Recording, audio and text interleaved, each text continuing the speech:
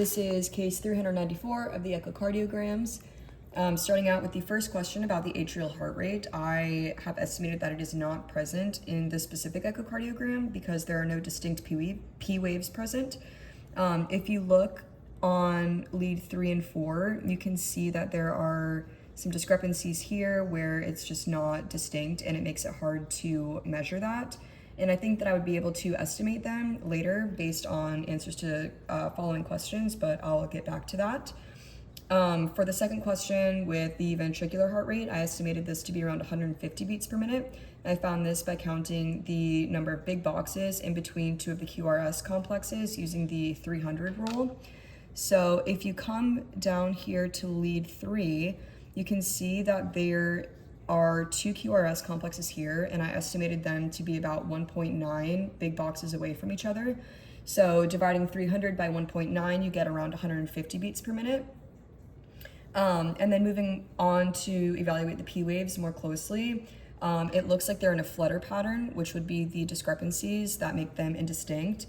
I estimate that there's about a 2-to-1 ratio of P waves to the QRS complexes, and the waves do not appear distinctly. And you can tell that they're flutter waves because they're choppy and very close together.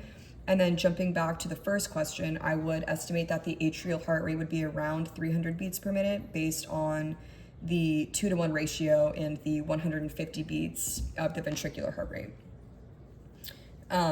And again, the PR interval would not be able to be measured due to the lack of distinct P waves that we have.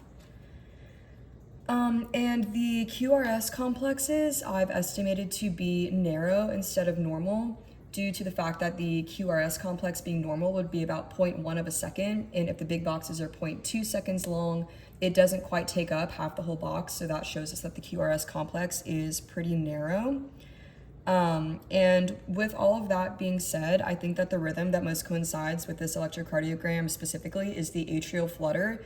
And I found this due to the flutter waves that were present in the atrium due to the P waves, and also with the 2-to-1 ratio that I estimated. So I think that this is the atrial flutter with the flutter patterns in the P waves, and the atrial beat being estimated to be about double the ventricular rate with these flutter waves.